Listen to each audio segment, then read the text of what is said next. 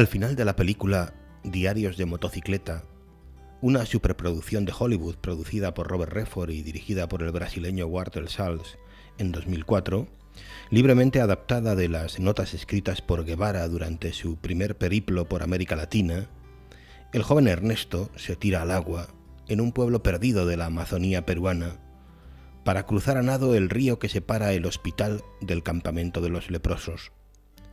Secuencia interminable pero simbólica, en la que el estudiante de medicina toma partido, arriesgando su vida con un esfuerzo sobrehumano por los más pobres de la tierra.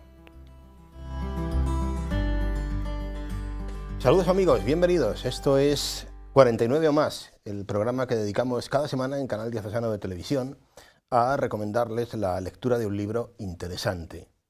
Este es el caso que nos ocupa hoy, una vez más. Nos atrevemos a presentarles un libro que yo califico ya de entrada de, además de interesante, de valiente. Valiente porque no es fácil encontrar en el mercado libros que se atrevan a afirmar lo que se afirma, entre otras cosas, en el libro que hoy les presentamos. La cara oculta del Che Guevara, se entiende.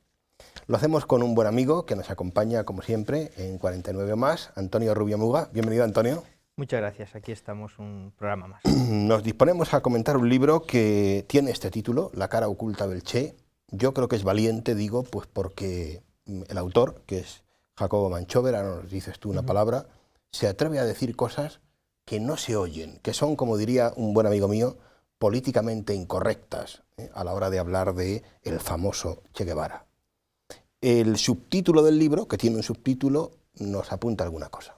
Evidentemente, desmitificación de un héroe romántico, ese es el subtítulo de este libro, y no podía ser de otra persona, valiente, como bien apuntas, una persona exiliada en Francia. Él nació en el año 54 y con 9 añitos, en el 1963, marchó a Francia, suponemos que con sus padres. Allí pues ha desarrollado, o está desarrollando, su labor como escritor, también una labor como periodista y como traductor, y él tiene un solo objetivo, apunta al comienzo del libro, dice restablecer la libertad y la democracia en Cuba. De eso está haciendo la bandera de toda su vida. Una persona que aquí en España estuvo relacionado porque fue corresponsal del antiguo Diario 16 y también de la revista Cambio 16, catedrático de literatura hispanoamericana en la Universidad de Aviñón, también profesor en universidades de París, autor de numerosos libros, y simplemente señalo uno, dice La Habana, 1952-1961, El final de un mundo, el principio de una ilusión, y uno de sus últimos libros, Los misterios y secretos de su poder. Como vemos, pues toda su vida enfocada a la lucha de esa libertad, que como vamos a ir viendo a lo largo del programa, pues es algo que no se desarrolla actualmente en Cuba. Efectivamente, a mí me parece tremendamente valiente atreverse a decir del Che lo que viene a decir este libro. De entrada, pues que se trata de una figura que ha sido magnificada, que ha sido mitificada además también, no solo magnificada, sino incluso mitificada en muchas partes del mundo, considerado sí un héroe revolucionario, romántico, como sugiere el subtítulo, pero llega a decir Jacobo, es que estamos hablando de un asesino, y esto se oculta. El Che Guevara fue un asesino. Él fue, como tantas otras personas, que apunta también en el libro, un admirador del Che Guevara, hasta el momento en que decide pues, leer sus escritos, hasta ese momento en que decide también pues, leer todos sus discursos y se da cuenta de que no hay nada más lejos que la realidad del mito que se ha ido creando, como vamos a apuntar, porque él tenía un solo impulso, dice el impulso frenético de la muerte. Y la intención del libro no es una biografía, el que se acerca al libro que estamos comentando, La cara oculta del Che, es un libro relativamente pequeño, no es una biografía del Che Guevara, simplemente él dice quería centrarme en ciertos aspectos de su existencia y de sus teorías, para darle alguna coherencia ideológica y recrear las principales etapas de una vida transformada en destino por su muerte violenta. Vamos a meternos en harina, ¿no?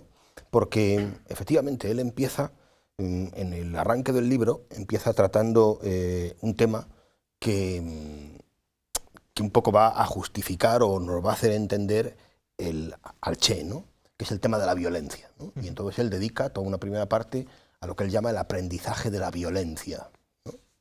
Él va a realizar, todos conocemos esa famosa película Diarios de motocicleta, No lo apunto aquí para que la gente, cuando se asome al libro, pueda leer la anécdota que sucedió cuando se logró un Oscar esta película. Efectivamente. Sí, cuando fueron a cogerla, un compatriota nuestro español, las palabras que dirigió, que aquí Jacobo pues no le deja muy bien puesto. En buen lugar. Un buen lugar, sí, efectivamente. Porque fue, lo digo yo, sí, políticamente correcto. Sí. Claro. Que a veces, por eso, en determinados foros como era ese, la corrección lleva a hacer afirmaciones como aquella. Pero bueno, seguimos. Esa película pues narra el primer viaje que hizo en el año 1951 y 1952 el Che Guevara junto con un amigo suyo, el médico Alberto Granado, donde él va a recorrer toda América del Sur y donde el autor muestra en primer lugar, él estaba estudiando medicina. La primera afirmación, que es el desinterés que él tenía por los estudios al abandonar su carrera y dedicarse a recorrer América durante año y medio. Terminan al final en Miami, donde el Che es detenido y es deportado de nuevo a Buenos Aires. Primer viaje de reconocimiento de América. Él va a hacer un segundo viaje un poco más profundo, donde ella va a entrar en contacto con lo que es propiamente las armas, la revolución, y sobre todo con un país que va a marcar el destino final de su vida, que es Bolivia. Él va a Bolivia, ese segundo viaje, en el año 66-67, y no va a entender lo que es la revolución agraria llevada a Bolivia. Allí no tenía ninguna guerra, él no lo entiende, de ahí pasa a Guatemala, allí participa en la primera incursión, podríamos decir, bélica, donde no resulta muy bien parado, tiene miedo y va a refugiarse a la embajada de su país, y de ahí pues se marcha otra vez a Argentina, y en ese mismo viaje termina al final en México, donde va a entrar en contacto con un personaje que le va a cambiar su vida, que no es otro que Fidel. Fidel entra en contacto con él, en contacto con las armas y en contacto con los que van a ser sus compañeros en toda la incursión que van a hacer en Sierra Maestra. Hablando de Fidel y de Sierra Maestra, pues ya tenemos que entrar en un capítulo importantísimo, yo creo, no solo del libro, sino de la historia del Che, que son los famosos fusilamientos de La Cabaña, que es una fortaleza, un cuartel general. Estamos en el contexto de de la dictadura anterior a Fidel, que es la de Batista. Yo he sido testigo, te digo esto, yo he sido testigo en Cuba en el año 94 de cómo esto se oculta, de esto no te quiere hablar nadie. Y es un episodio que es verdaderamente dramático, trágico. Los fusilamientos que tienen lugar pues simplemente cuando ya Fidel Castro y el Che entran en La Habana, habiendo derrotado a Batista, se dedican a hacer, iba a decir, lo que hizo Batista antes y peor, que son fusilamientos indiscriminados a todos aquellos que no les secundaban.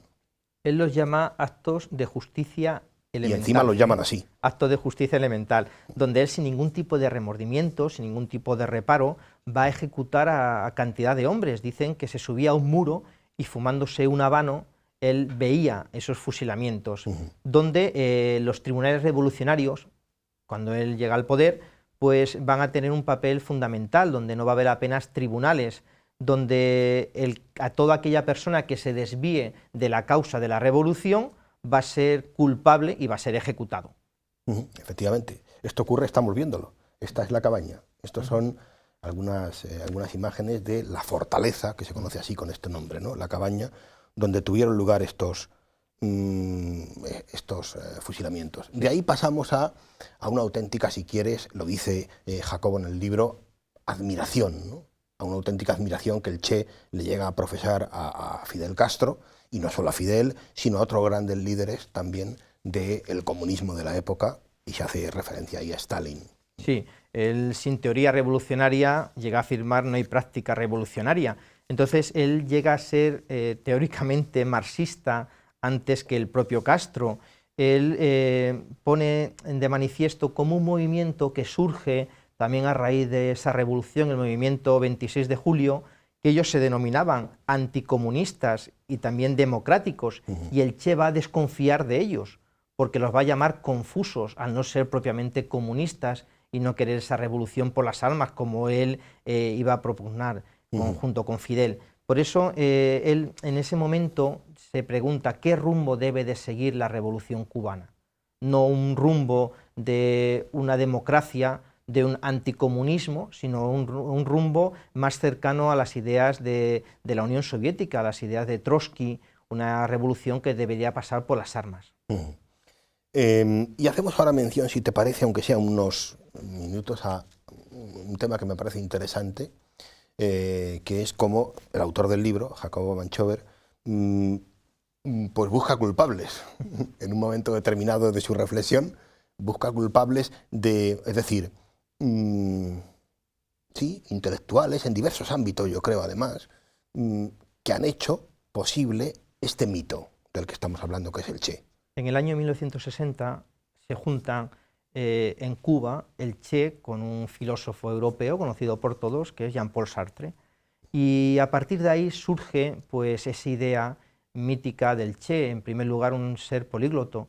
Él al final solamente habla chapurrea francés, como luego veremos cuando va al Congo. Se le dice que es médico, abandona los estudios, en ningún momento de la historia ha aparecido su diploma como médico e incluso pues, no llega a ejercer jamás como economista. Vamos a ver cómo llegó a ser presidente del Banco Nacional de Cuba, hombre orador, hombre de Estado, el nuevo hombre en el poder. Y eso es todo una creación de esa intelectualidad, podríamos decir, francesa.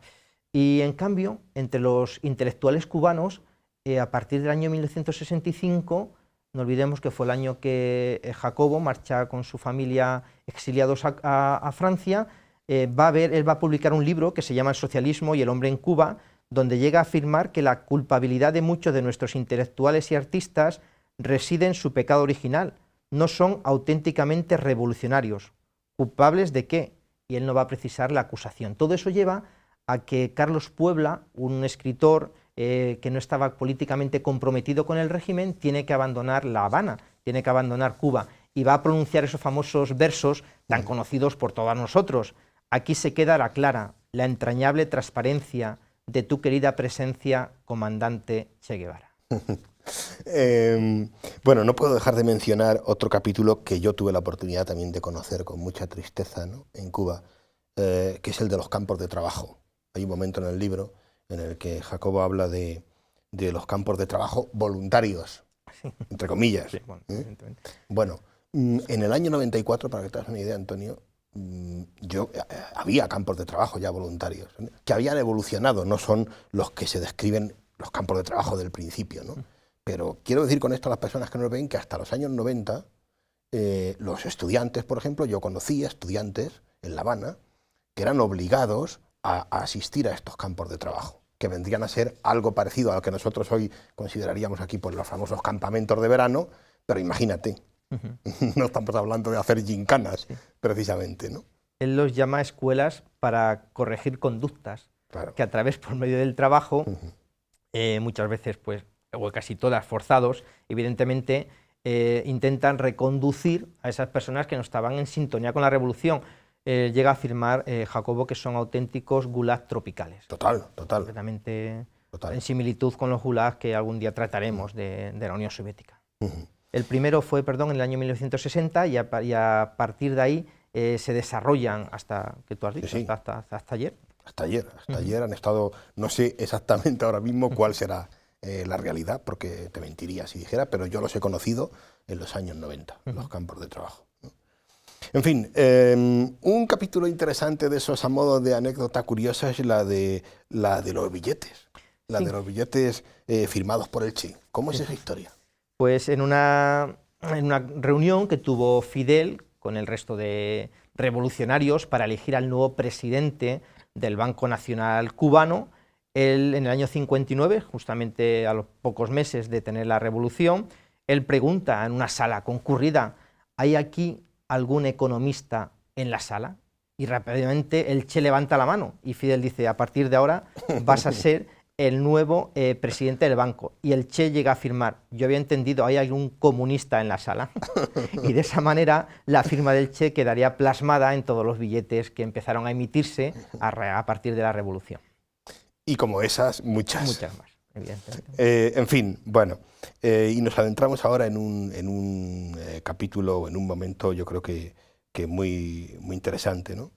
Que es el el momento del Che en África ya, ¿no?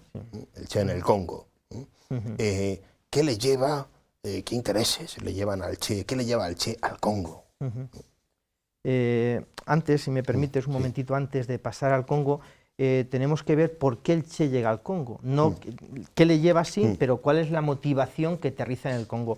Es importante cómo a raíz del año 1962, la crisis de los misiles, hay una serie de acontecimientos que van a desencadenar esa ruptura entre Fidel y el Che. El Che se da cuenta de que Fidel al final termina siendo amigos, por así decirlo, de la URSS, no le queda otra. Entonces ese comunismo radical, trotskista... Es que, perdón, Antonio, de la URSS empieza a camelarse, que diríamos con el lenguaje actual, a Fidel, Claro, con la economía, sí. Con la economía, con el dinero. Claro, porque era necesario que en Cuba pues una reforma agraria no solamente basada en la caña de azúcar, y era necesario también una reforma industrial, ni reforma agraria ni reforma industrial. Con lo cual, al final, Fidel se da cuenta de que tiene que estar al lado de esos países comunistas del este, a la cabeza con la Unión Soviética. Y eso, pues, a Fidel no le va a gustar. Y por eso, en Argel, en el año 1965, el Che va a dar un discurso, una especie como de seminario, y ahí va a criticar fuertemente y abiertamente a la URSS y a todos los países satélites de la URSS. ¿Qué provoca esto? Que Nikita Khrushchev va a llamar a Fidel Castro, mejor le va a escribir, recriminando cómo el Che, en un foro abierto, teóricamente de comunistas, va a criticar el sistema de la Unión Soviética.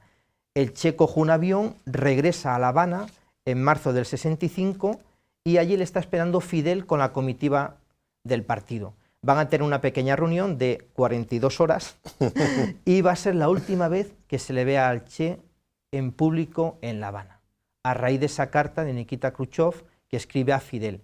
Ahí Fidel va a escribir también su despedida. Esto estamos hablando de que fue en marzo, en octubre de ese mismo año, el 65, el Che se despide de Cuba y dice: siento que he cumplido con la parte de mi deber que me ataba a la revolución cubana en su territorio y me despido de ti, de los compañeros, de tu pueblo que ya es mío. Hago formal renuncia de mis cargos en la dirección del partido, de mi puesto de ministro, de mi grado de comandante, de mi condición de cubano. Nada legal me ata a Cuba, solo lazos de otra clase que no se pueden romper con los nombramientos. Y es ahí, a partir de esa pequeña conversación de 42 horas, repito, donde el Che ve que su labor en Cuba ha llegado al final y decide marchar al Congo. ¿Por qué al Congo? Allí había muerto, manos del gobierno, una persona, el ex primer ministro, que había luchado contra los anticolonialistas. Había intentado, él intentaba desde el Congo llevar el comunismo a toda África, pero ¿qué sucede? Que en esa lucha se da cuenta de que va prácticamente solo, no tiene respaldo, no entiende el idioma, que es el francés, decíamos que era políglota, al final no lo es, y en el año 60, a los pocos meses de llegar, contrae el paludismo y una gran gastroenteritis, y llega a afirmar: esta es la historia de un fracaso, tiene que marchar a Checoslovaquia. Más correctamente, esta es la historia de una descomposición. Va del Congo a Tanzania y le acoge Checoslovaquia, y ahí termina su periplo en el Congo con más pena que gloria.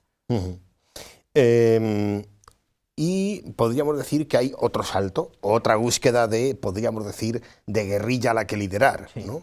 Y entonces del Congo, que también podríamos considerar que es un fracaso al final, ¿no? Nos vamos a Bolivia. A Bolivia, efectivamente, él marcha a Bolivia, había intentado en África, desde el Congo, extender el comunismo, no logra y va a Bolivia. Desde ahí su idea era extender el comunismo a toda América del Sur, principalmente, afirma el autor, a Perú y Arequipa. Pero ¿qué le sucede? Él había estado en su segundo viaje ya en Bolivia, no había conectado con los campesinos allí estaban tranquilos, no tenían ningún tipo de revuelta, y el Che les va a hablar de una serie de cosas que a ellos ni les van ni les vienen. Sonaban a chino. Les sonaba completamente a chino. Y él empieza allí pues a divagar, ningún campesino le va a acompañar en esa lucha armada que él tiene. ¿Y qué sucede? Pues que al final fracasa en esa expansión del comunismo por el cono sur. Al final, ¿qué sucede? Pues que después de estar errando varios meses por la selva, va a ser atrapado en una emboscada dirigida por los rangers bolivianos, y él grita ese famoso grito: no disparen, soy el Che, valgo más vivo que muerto. Eso fue el día muy importante de la fecha, 8 de octubre del año 67, porque ese va a ser el día que en Cuba se celebre como el Día del Guerrillero Heroico, no al día siguiente, que fue cuando lo ejecutaron, sino el 8 de octubre. El Che es consciente en ese momento, digo por lo de la famosa frase de no disparen, soy el Che, ¿no? de que ha sembrado enemistades por medio mundo y de que, bueno, o sea, quiero decir que era un hombre que campaba a sus anchas en ese momento ya. Él va ya de alguna manera ocultándose y cuidándose muy mucho porque sabe que es buscado, ¿no? Pero bueno, al final ocurre esto. Cuéntanos ese momento el momento siguiente a la captura, que es, que has dicho la fecha, 8 de octubre. 8 de octubre del año 1967. La CIA estaba detrás, el comandante Félix Rodríguez, junto con los Rangers bolivianos, evidentemente, estaban detrás y son los que le capturan. Se dan cuenta que es el Che y deciden ejecutarlo. Es más, para que Fidel se diera cuenta... ¿Y lo hacen en un día? En un día, sí. Para que Fidel se dé cuenta de que es el auténtico Che, le vamos a cortar la cabeza. Hombre, con la cabeza no, las manos. Y ya dice el comandante de la CIA, el norteamericano: hombre, con un dedo es suficiente, porque ya tenían la huella del Che. Entonces le cortaron el dedo, se le enviaron a Fidel para que se diera cuenta de que le habían capturado. A Fidel evidentemente le dolería la captura del Che, pero aprovecha para hacer de su muerte pues un mito, que es lo que concluye el libro, como pues innumerables intelectuales a raíz de aquello, sin haber leído al Che, pone de manifiesto el autor, y sin conocer las fechorías del Che, han creado ese mito que ha llegado, que vale para todo, intemporal, podríamos decir, para la lucha comunista o para la lucha capitalista, para todo nos sirve el Che con su boina calada, que tantas canciones pues hemos escuchado. Claro, y aquí está el reproche, yo creo, principal, ¿no? Quiero interpretar, ¿no? al autor, a Jacobo Manchover, ¿no? El que haya pues tantas personas que se hayan atrevido a, pues, por ejemplo, llevar una camiseta, ¿no? con la imagen del Che, o la típica gorra, o etcétera, ¿no? sin tener en cuenta esto, sin tener en cuenta de que no estás llevando la camiseta de un hombre que ha hecho nada bueno por este mundo, ¿no? Estás llevando la camiseta de un tipo que ha sido un asesino, ¿no? Y más que un asesino también, que ha intentado llevar ese modo de revolución nada pacifista a África, a toda América, y al final pues ha sido un fracaso en todos los ámbitos. Por eso él termina diciendo que la única ideología que le guiaba al Che era el culto a la muerte, la instauración de regímenes comunistas por todo el mundo.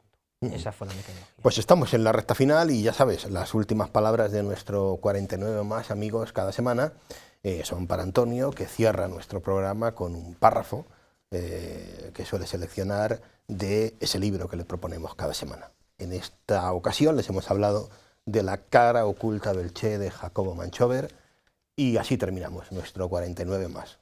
Antonio. El texto está sacado de los últimos capítulos.